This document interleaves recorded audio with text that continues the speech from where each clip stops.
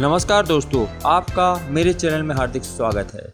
आचार्य चाणक्य ने एक ऐसी किताब लिखी जो बहुत ही अनमोल है। उसका नाम है चाणक्य नीति। उसमें उन्होंने बहुत सारी नीतियों को लिखा। उसमें से एक ऐसी नीति मैं आपके समक्ष लाया हूँ जिससे आप अपने जीवन को आसान कर सकते हैं, अपने जीवन को जीने का एक मकसद बना सकते हैं, साथ ही अपने जीवन में आने वाले कठिनाइयों से भी आप सामना कर सकते हैं और अपने आप को हताश न होते हुए भी आप अपने जीवन में एक पॉजिटिव थिंकिंग के साथ आगे चल करके अपने जीवन को अच्छा बना सकते हैं। मानव जीवन का असली मकसद क्या होता है तथा आप इस मानव जीवन में क्या कर सकते हैं, इसके लिए आचार्य चाणक्य ने कहा कि मानव जीवन में आने वाले सच से आगाह करते हुए लिखते हैं कि मानव जीवन में सब कुछ पूर्व निर्धारित होता है, इसीलिए मनुष्य को अनावश्यक भटकना व परेशान होना निरर्थक ही है, क्योंकि इससे तो कोई समस्या हल नहीं होती है। आप अनावश्यक ही परेशान रहते हैं और आप यह सोचते हैं कि मैं जो कर रहा हूँ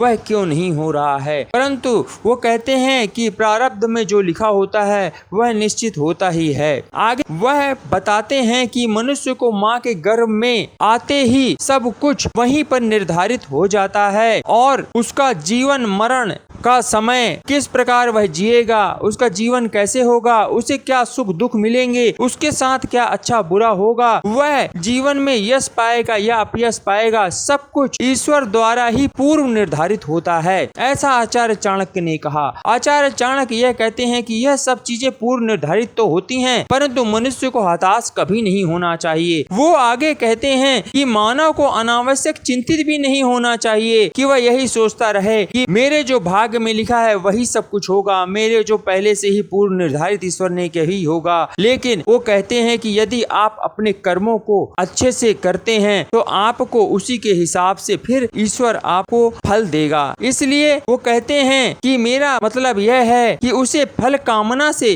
रहित कर्म पर विश्वास करना चाहिए, क्योंकि कर्म करने पर ईश्वर द्वारा फल मिलना ही तो तप होता है। इसलिए आप अपना तप करें।